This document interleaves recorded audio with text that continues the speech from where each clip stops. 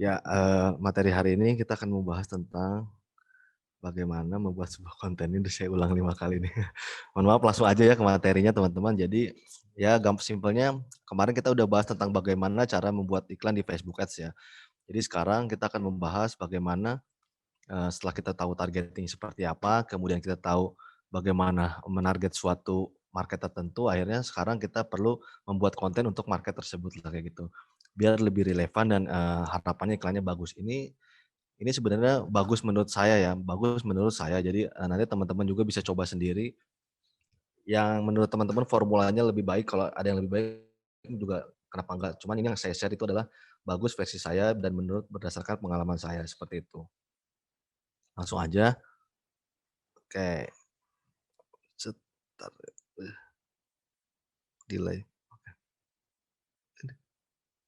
Nah nah jadi, ini ada sedikit kutipan dari Bill Gates ya, ada Bill Gates. Jadi kata Bill Gates itu, ya "Content is king" lah ya, atau konten adalah raja gitu kan. Jadi emang betul di dalam sebuah kegiatan promosi itu, konten itu adalah segala-galanya lah ya. Karena kita harus sadar juga nih pertama, apalagi kita yang menjual produk lah ya, produk retail kayak gitu ataupun aplikasi dan sebagainya.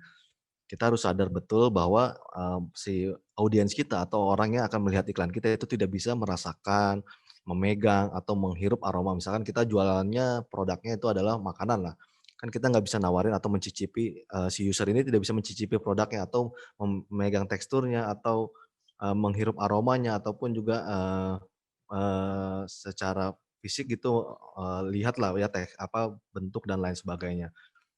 Kayak gitu. Jadi kita harus benar-benar sebuah konten itu bisa merepresentatifkan dan mewakili sebuah, kegiatan promosi kita atau sebuah, produk yang mau kita tawarkan melalui sebuah iklan. Jadi itulah yang dimaksud dari si Bill Gates ini, konten adalah raja, seperti itu. Nah, selanjutnya, dalam sebuah konten atau materi iklan di Facebook Ads lah terutama, karena kita bahasannya spesifik terkait Facebook Ads dan Instagram Ads ya gitu. Ada beberapa matriks penting dalam Facebook Ads gitu, terutama dalam sebuah konten yang bisa teman-teman gunakan untuk mengukur efektivitas atau performa sebuah konten di dalam Facebook Ads. Yang pertama itu ada nama istilahnya adalah CTR atau, kepanjangan dari click through rate kayak gitu, click through ratio kayak gitu ya, atau rate kayak gitu. Adalah jumlah rasio antara impresi versus klik. Jadi gampangnya kayak gini, misalnya iklan teman-teman itu tayang sebanyak 1.000 kali gitu kan, 1.000 kali dibagi jumlah klik gitu, nah 1.000 kali ini menghasilkan berapa klik, itu adalah CTR kayak gitu.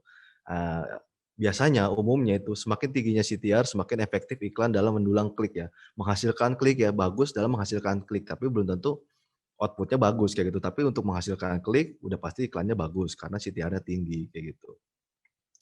Yang kedua itu ada juga matriks namanya CPC atau cost per click ya.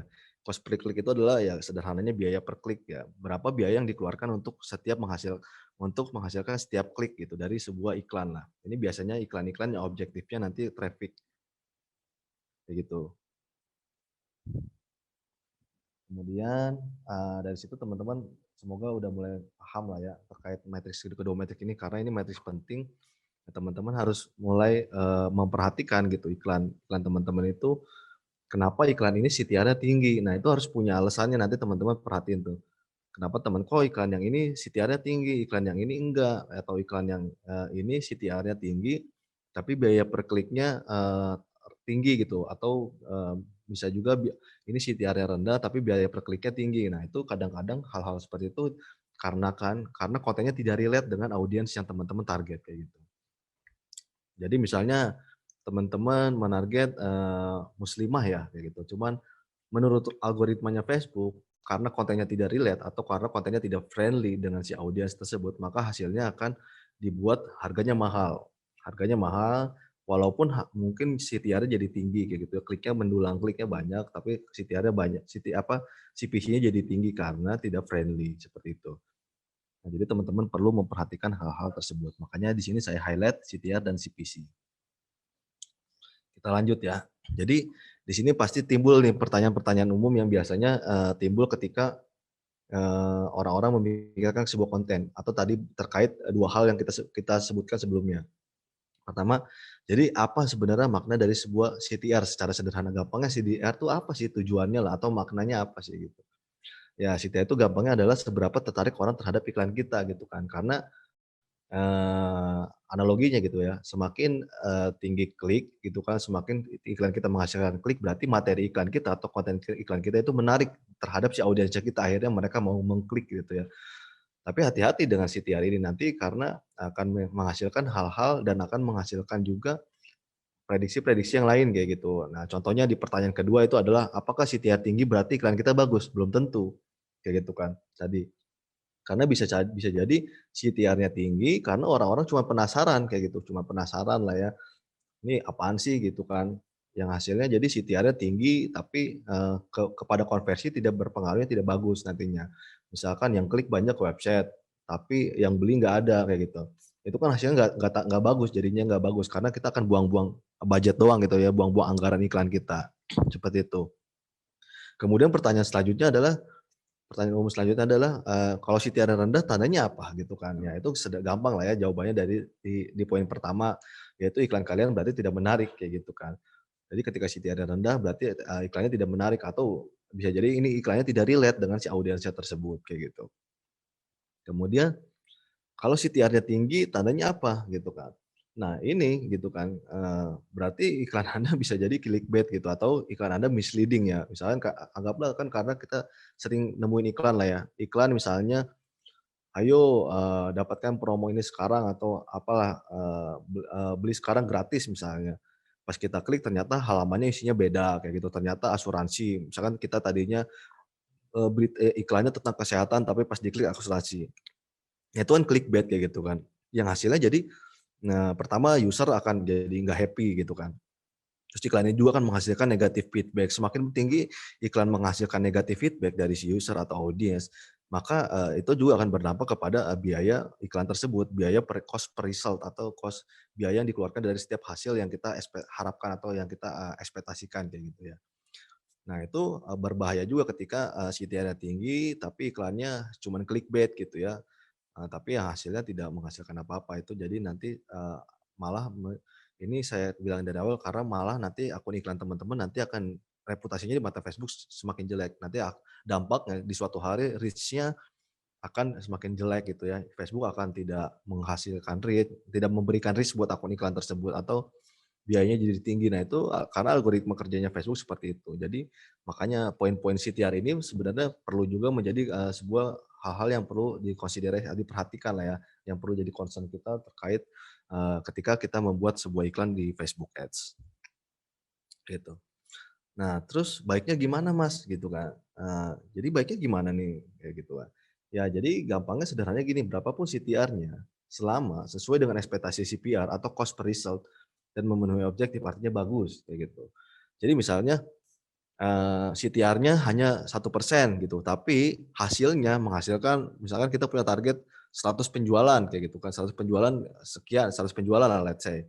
Nah, dan itu tercapai dengan CTR hanya 1% kayak gitu. Ya eee,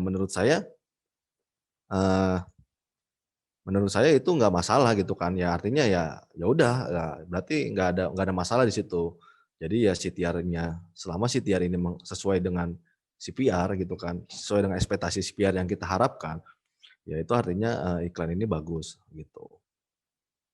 Kita lanjut ya, mungkin teman-teman jangan jangan bingung dulu ya, karena saya juga agak bingung menjelaskannya, biar teman-teman gampang mencernanya, karena emang matriks-matriks di Facebook agak-agak rumit sebenarnya. Jadi maka dari itu saya bilang di materi sebelumnya, untuk belajar Facebook kan, teman-teman harus juga, membiarkan diri ini mempelajari hal-hal yang rumit kayak gitu ya. Kemudian lanjut, jadi di sini saya sudah buatkan juga ada beberapa tabel kondisi CTR gitu kan. Nah, jika CTR lebih dari 1%, kurang dari 1%, berarti artinya action yang perlu dilakukan adalah teman-teman masih bisa mengoptimalkan dari konten iklan teman-teman nih. Berarti ada yang perlu dioptimalkan atau masih ada yang bisa dieksplorasi sehingga CTR-nya bisa meningkat kayak gitu. Karena berdasarkan pengalaman saya, CTR itu idealnya itu adalah 2 sampai 4%, itu udah paling ideal. Maksudnya yang selama ini menghasilkan, objektif sesuai dengan ekspektasi saya ya, itu di poin tersebut. Di, CTR 2 sampai 4% kayak gitu. Jadi kalau CTR masih di bawah 1%, nah teman-teman perlu explore lagi konten iklannya, materi iklannya, apa nih kira-kira bisa dioptimalkan, mungkin ketulisannya atau gambarnya dan lain sebagainya. Kemudian kondisi yang kedua itu adalah jika CTR lebih dari 1% tapi, CPR-nya tidak memenuhi ekspektasi, kayak gitu. Nah, sorry, dan CPR-nya memenuhi ekspektasi ya, kalau ini sih nggak masalah karena tadi saya bilang CPR idealnya itu adalah 2 sampai 4%, tapi ternyata di sini CTR-nya lebih dari 1% tapi mungkin tidak sampai 2% misalkan. Tapi, CPR-nya sudah memenuhi ekspektasi lah kayak gitu. Nah itu nggak masalah, teman-teman ya udah tinggal rileks aja lah. Kalau bahasa saya di sini kan rileks dan tunggu beberapa saat, mungkin nanti akan meningkat terus gitu kan. Nanti kita baru bisa menganalisa datanya lebih dalam ketika kita sudah melewati nama istilahnya di Facebook ada learning phase kayak gitu. Ada fase pembelajaran terkait matriks. Nanti karena biasanya itu adalah 3 sampai 7 hari kayak gitu.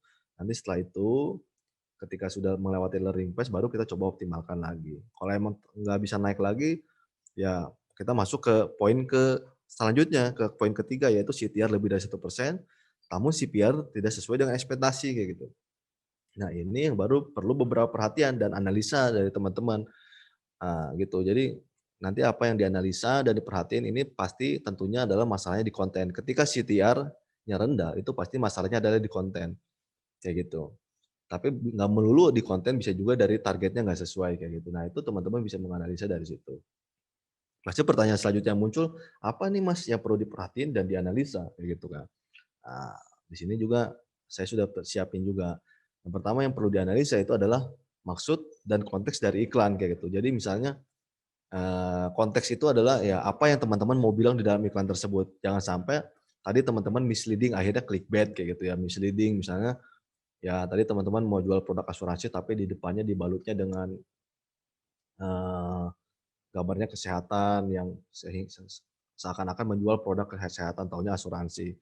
Atau di depannya gambarnya nggak jelas kayak gitu-gitu, yang akhirnya orang ngeklik nanti akhirnya misleading. Nah itu semakin banyak orang yang misleading dan merasa nggak happy, iklannya makin lama makin nggak dikasih reach sama Facebook kayak gitu. Jadi dari awal maksud dan konteks iklannya dulu harus jelas kayak gitu. Kemudian landing page atau conversion channel yang perlu dianalisa nih. Coba kita lihat landing page-nya, seperti apa, kemudian conversion channel-nya, ada yang perlu diperbaiki atau enggak kayak gitu. Nah kayak gitu.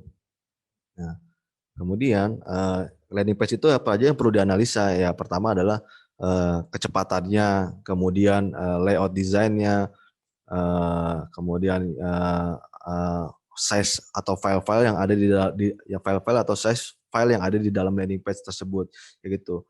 Sudah memenuhi standar belum nih, kayak gitu. Atau mungkin landing page-nya tidak sesuai dengan si audiensnya, kayak gitu kan. Atau mungkin landing page-nya tidak sesuai dengan audiens, misalnya ya audiensnya tadi, misalkan orang tua ya, misalkan audiensnya itu orang tua, tapi warnanya tuh terlalu banyak yang mencolok, misalkan merah atau misalnya terlalu gelap, karena kan kita tahu lah orang-orang tua misalkan matanya udah mulai, rabun atau mulai apa kayak gitu kan. Nah itu akhirnya jadi terganggu, tidak tidak friendly gitu kan. Kemudian ketika dibuka website-nya berat kayak gitu, loading-nya lama banget kayak gitu. Nah itu kan sedangkan market kita adalah misalkan orang-orang di, pelosok gitu ya, di pinggiran kota lah misalnya. Yang notabene mereka, koneksi internetnya, rendah kayak gitu ya notabene. Nah, tapi kita kasih landing page yang berat. Nah, atau conversion channel, misalkan conversion channel itu bisa jadi katakan nggak bisa WhatsApp atau aplikasinya teman-teman sendiri atau websitenya, teman-teman ataupun bisa juga, eee, instant messenger yang lain.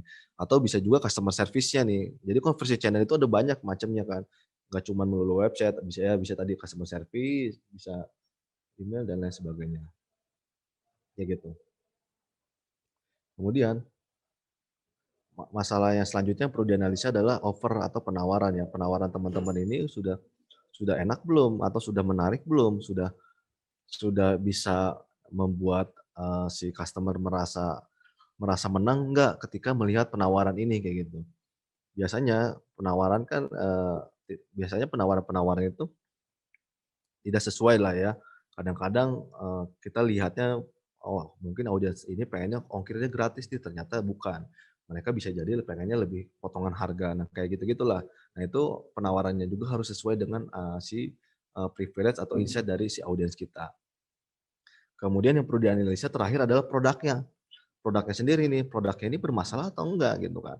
produknya ini beneran dibutuhin nggak sama si user-nya kita? Produknya ini bisa nggak dijual oleh kepada market kita? Produknya sendiri ini sudah sesuai atau belum gitu kan. Jadi jangan jangan kita semerta-merta menyalahkan iklannya, menyalahkan targeting-nya, ataupun juga kita menyalahkan si audiensnya atau menyalahkan customer atau intinya menyalahkan 3 poin di atas sebelumnya. Mungkin saja yang bermasalah adalah produknya.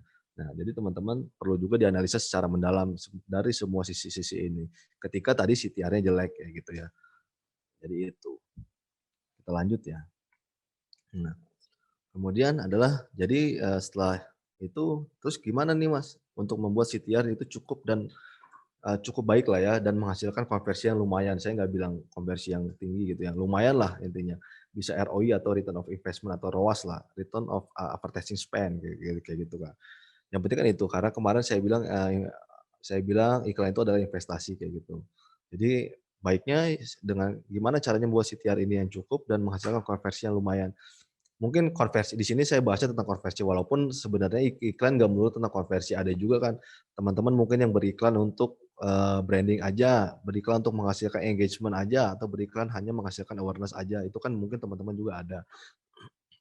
Cuman di sini saya fokusnya untuk lebih langsung menjalankan iklan untuk menghasilkan konversi. Konversi itu bisa install, bisa penjualan, atau bisa mengisi formulir, atau bisa, registrasi dan sebagainya, kayak gitu ya. Jadi yang pertama tadi balik lagi ke sama aja, maksud dan konteks harus relate antara iklan, landing page, ataupun conversion channel nih. Jadi jangan sampai iklannya begini, di landing page kontennya isinya beda lagi, terus di conversion channel juga, beda lagi. Misalkan di iklannya, ya tadi lah ya gambarnya apa, kemudian ketika, masuk ke landing page ternyata isinya beda, gitu kan. Iklan gambarnya apa, kemudian ketika di chat nanya customer service ternyata, ternyata beda gitu. Akhirnya kan itu jadi misleading kayak gitu. Kemudian yang kedua itu informasinya harus clear gitu. Mendingan saran dari saya itu nggak usah lah, kalau buat iklan yang konversi itu yang bikin penasaran gitu kayaknya nggak usah. Mendingan langsung aja secara clear, jadi difilter dari awal gitu. Dari awal ke-filter misalkan harganya sudah jelas, terus dan lain-lain. Ketika dia klik di dalam landing page hanya tentang, mmm, data-data appendix misalkan kayak biasanya di dalam landing page itu isinya adalah FAQ gitu kan, atau pertanyaan-pertanyaan yang sering diajukan oleh si calon user kita, sehingga akan mengurangi, nanti beban pertanyaan untuk customer service kayak gitu. Ataupun beban pertanyaan ketika mereka mau mendaftar, misalnya di landing page-nya udah ada tutorialnya, fiturnya apa, terus, ada lagi kayak cara penggunaannya gitu kan, dan ada lagi harganya berapa dan lain sebagainya. Nah itu jadi, informasinya dari clear aja dari awal di iklannya, misalkan iklannya sudah jelas lah ya harganya berapa, terus menjual produknya apa yang ditawarkan, mau mau tahu lebih lanjut, nah langsung masuk ke landing page atau hubungi customer service kami lah, gampangnya kayak gitu. Jadi clear aja dari awal. Kemudian poin yang ketiga itu visual harus menarik dan relate kayak gitu. Karena sebuah visual itu paling paling inti dari sebuah, iklan ya, terutama terkait dengan CTR tadi. Ketika visualnya nggak relate, sebenarnya bagus atau tidak itu adalah relatif gitu ya, relatif. Yang penting pertama itu adalah relate dan sesuai dengan si audiens lah kayak gitu. Bagaimana caranya? Yaitu pertama adalah bikin audiens kita merasa tertunjuk gitu ya, merasa tertunjuk, "Oh ini saya banget nih, ini bener banget sih ini kontennya," atau, "Ini bener banget sih gambarnya, oh ini, ya kita banget lah," kayak gitu. Nah pertama adalah kita tanamkan dulu value itu sehingga, orang-orang akan merasa tertunjuk seperti itu. Nah, ini hal-hal yang harus dipertimbangkan ketika teman-teman membuat sebuah konten iklan. Ya, teman-teman coba menghayal lah ya atau berpikir sejenak sebelum akhirnya mengeksekusi atau membuat konten iklan gitu atau materi iklan. Nah, pertama adalah untuk siapa yang akan melihat iklan ini gitu. Jadi pikirin siapa ya kira-kira usianya berapa kayak gitu kan. Kemarin kita udah bahas ya, usianya berapa, orang seperti apa, dan dia lihatnya pakai apa gitu kan. Dan di mana gitu kan, mau di Facebook atau di Instagram kah dan lain sebagainya. Itu dipikirin dari awal. Kemudian yang kedua, apa tujuannya ya kita iklan ini? Terus funnel-nya seperti apa gitu kan. Tujuannya misalkan penjualan kah, konversi kah? Nah setelah orang-orang ngelihat iklan ini mau diarahin ke mana? Mau ke WhatsApp kah? Atau ke landing page dan lain sebagainya. Itu dipikirin juga dari awal. Teman-teman harus terbiasa merencanakan itu dari awal. Jangan, menjalankan iklan tanpa rencana. Sama aja itu dengan judi lah itu. Karena teman-teman nggak tahu apa yang akan terjadi gitu. Dari awal misalkan udah punya nih planning, "Oh kalau nanti hasil iklannya gini saya akan berhenti di sini, saya akan berhenti kalau hasil iklannya begini," minimal teman-teman punya parameter itu aja lah, "Kalau hasil iklannya begini saya akan lanjut," kayak gitu. Nah minimal teman-teman punya kayak gitu. Jadi dari awal nggak, nggak tahu, udah dari awal tuh nggak mengejar untuk entah lah gitu, nggak tahu nih ngejalanin iklan buat apa gitu, kapan harus berhenti, kapan harus lanjut, kayak gitu. Jadi teman-teman harus pikirin dari awal gitu kan, tujuan iklan ini apa, kayak gitu. Kemudian ini poin penting juga, mampukah, menghentikan scroll gitu kan. Dalam sebuah iklan atau sebuah materi iklan, kita kan tahu, karena sekarang notabene user itu akan lebih banyak menggunakan, handphone ya atau smartphone kayak gitu. Nah dari situ, sebuah iklan itu harus mampu menghentikan scroll ketika ada scrolling effect lah ya, ketika kita scroll ke bawah gitu kan audiens kita asumsinya scroll ke bawah. Nah, bagaimana caranya bikin iklan kita itu atau konten iklan itu stand out gitu ya, standing di antara yang lain ketika dia ngelihat ini, penasaran apa nih, jadi berhenti akhirnya tadinya scroll scroll scroll scroll, ketika lihat iklan kita dia mau berhenti gitu Kak. Minimal baca dulu dan pengen tahu kayak gitu. Apa ini? Nggak dilanjutin scroll, minimal dia meluangkan waktu 10 detik aja. Lebih dari 10 detik itu udah bagus gitu kan. 10 detik aja. Nah itu biasanya, misalkan contohnya pakailah warna-warna yang ngejreng kayak gitu, itu kan bisa jadi landasan dasar untuk membuat konten-konten yang mampu menghentikan scroll kayak gitu. Atau, biasanya saya itu pakai, gambar orang gitu ya, gambar orang atau tokoh di dalam gambar tersebut yang berdiri lah ya. Nah biasanya karena umumnya itu manusia itu kan manusia itu punya kecenderungan ya, umumnya itu manusia itu selalu kepo lah dengan urusan orang. Jadi kalau kita kita lihat ada gambar di situ, ada gambar orangnya juga. Nah, adalah orang yang kayak yang bisa disalahin sama si audiens, ada sosok yang bisa disalahin, ada yang bisa ditunjuk sama dia, karena di situ ada orangnya, kayak gitu. Nah, itu penting juga, jadi 2 poin itu saya terapkan sekarang. Nah, ini boleh dicatat aja nih, karena nggak saya masukin di slide. Jadi bisa juga pakai warna yang agak mencolok gitu atau kontras. Kedua itu ada sosok orangnya gitu di situ, di dalam gambarnya gitu ya, di dalam image-nya lah yang bisa ditunjuk gitu ya. Yang bisa dijadiin kambing hitam lah gampangnya kayak gitu. Untuk dipertanggungjawabkan ketika audiens kita melihat konten, kayak gitu. Nah, selanjutnya yang keempat itu adalah mampukah, eee, si iklan ini menghasilkan klik, kayak gitu ya.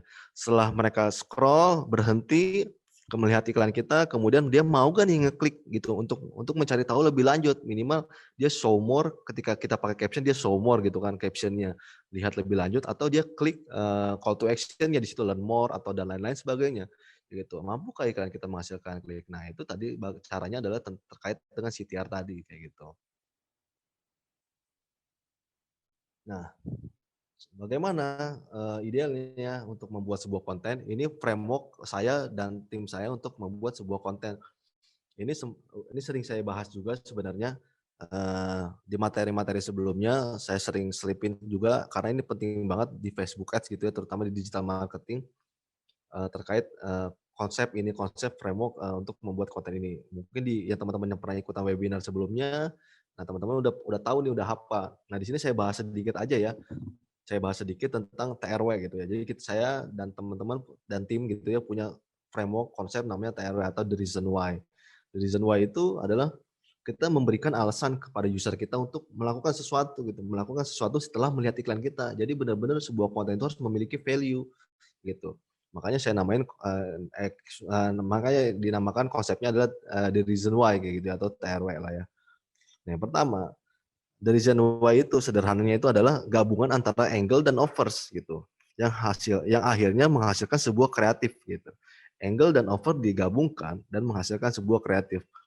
Nah, apa itu angle? Angle itu adalah, sebuah, atribut ya untuk yang bertujuan adalah membangun sudut pandang atau persepsi yang ingin disampaikan yang mendekati produknya atau dengan konsumennya gitu kan. Jadi sebuah angle itu sederhananya harus mendekati sebuah produk atau mendekati sebuah konsumen. Nah, sebuah angle itu terdiri dari atribut produk, misalkan ya warna, bahan baku dan lain sebagainya. Kemudian benefit secara fungsional, angle itu biasanya adalah sebuah benefit, sebuah fungsional. Ya, bisa dipakai misalkan, benefit secara fungsional misalnya cara penggunaannya seperti apa gitu, kalau pakai ini jadi nggak kehujanan misalkan, secara aslinya lah, secara harfiah fungsi produknya apa lah, benefit fungsional gitu ya. Kemudian ada juga bisa juga kita terapkan benefit secara emosional, misalnya ketika pakai produk ini jadi terlihat keren, terlihat ganteng, terlihat cantik, terlihat gaul dan lain sebagainya. Itu adalah benefit-benefit emosional yang bisa teman-teman masukkan ke dalam angle produk teman-teman. Kemudian selanjutnya itu adalah angle ditambah offers. Offers itu apa? Offer itu adalah penawaran ya. Penawaran yang membuat audiens kita merasa menang ketika mereka membeli atau melihat sebuah konten ini nih atau berinteraksi. Jadi ketika audiens melihat konten ini dia akan merasa wah menang lah ya, merasa menang gitu ya, gampangnya merasa menang lah. Nah itu biasanya berisi tentang berisi quantity, quality, services atau discount gitu ya. Umumnya offer itu adalah berisi seperti itu ya. Garis besarnya quantity itu misalnya contoh aja lah, contohnya misalkan quantity itu adalah bundling, buy one get one. Misalkan terbatas hanya sampai tanggal sekian. Nah, itu kan secara quantity itu memiliki keterbatasan atau ya secara jumlah ya, secara jumlah atau kuantitas lah ya. Itu adalah ada keterbatasan. Nah, hal-hal itu biasanya bisa dimasukin ke dalam offer kayak gitu. Kemudian terkait kualitasnya misalkan atau quality. Misalnya contohnya adalah ya bahannya berkualitas, bahan impor misalnya, dibuat oleh pengrajin profesional gitu kan, dan lain sebagainya lah kayak gitu. Kemudian servisnya misalnya, ya secara, atribut secara layanan apa nih yang bisa diedit gitu ya, value edit misalnya layanan apa yang ditambahkan sehingga customer merasa, "Wah oke banget nih," gitu, "udahlah saya nggak bisa nolak lah," kayak gitu. Ketika kuantitasnya begini, kualitasnya begini, dan servisnya begini. Nah itu saya udah nggak bisa nolak nih ketika itu servis apa, misalnya free ongkir atau bergaransi, dibantu oleh profesional misalnya, kayak gitu kan. Dibantu untuk instalasi, nah kayak gitu-gitu itu kan sebenarnya termasuk ke dalam services. Kemudian yang terakhir adalah diskon, tapi ini tidak disarankan karena ketika kita memilih diskon ini nanti akhirnya produk kita ada banyak asumsi-asumsi ya lainnya lah atau presesi-presesi yang timbul setelah kita menerapkan diskon. Mungkin teman-teman bisa melakukan ini ketika teman-teman sudah secara matang memikirkan penetrasinya kayak gitu ya. Oke. Jadi itu tadi angle dan offers ditambah kemudian hasilnya adalah harus menghasilkan sebuah kreatif. Kayak gitu. Jadi kreatif itu gampangnya adalah bagaimana cara kita menyampaikan angles dan offer itu menjadi sebuah konten atau sebuah materi iklan. Kayak gitu ya. Itu bisa disampaikan melalui tulisan, melalui gambar, melalui video, ataupun melalui audio kayak gitu. Kayak gitu. Jadi bagaimana teman-teman menyampaikan angle dan offer tersebut menjadi sebuah konten gitu. Kemas konten ini untuk akhirnya bisa menyampaikan angle dan offer yang teman-teman ingin sampaikan kepada audiens atau teman-teman ingin representatifkan atau ingin visualisasikan dan teman-teman. Jadi nggak melulu gambar, bisa juga tulisan, bisa juga video kayak gitu ya, kreatif. Nah, di sini saya mau ngajak nih teman-teman untuk interaksi sedikit, mungkin bisa nanti dibantu oleh Mbak Ayu nih kalau boleh nih ya. Jadi kita mau coba simulasiin, teman-teman coba saya nanti kasih waktu 5 menit teman-teman, saya nanti habis ini ada studi kasus, saya pengen tahu pemahaman tentang teman-teman tentang bagaimana tadi terkait angle, offers, dan kreatif kayak gitu, tentang TRW kayak gitu ya, the reason why. Jadi kita mau coba simulasikan, saya mau ajak teman-teman nih buat biar lebih interaktif gitu Mbak. Nah, kita mau coba ajak teman-teman dan saya pengen tahu juga maksudnya takutnya pemahaman teman-teman kurang paham gitu tadi. Coba saya pengen coba ngetes gitu kayak tadi terkait TRW itu bagaimana nih. Jadi tadi simpelnya nih saya buka lagi slide-nya. Wah, seru nih kayaknya. Heeh. Jadi di sini saya punya contoh gitu kan. Anggaplah saya punya kita lah ya, kita semua nih teman-teman yang ada di sini punya aplikasi namanya Sayurin kayak gitu ya. Sayurin ini adalah aplikasi untuk beli sembako gitu ya. Jadi dia bisa kita nggak perlu karena sekarang PSBB kan, PSBB kita nggak boleh ke pasar, susah buat keluar rumah, kemudian nggak boleh keramaian lah kayak gitu. Nah, di sini saya makanya kita kita sama teman-teman ada di sini kita coba mau bikin aplikasi namanya Sayurin. Sayurin ini kita bisa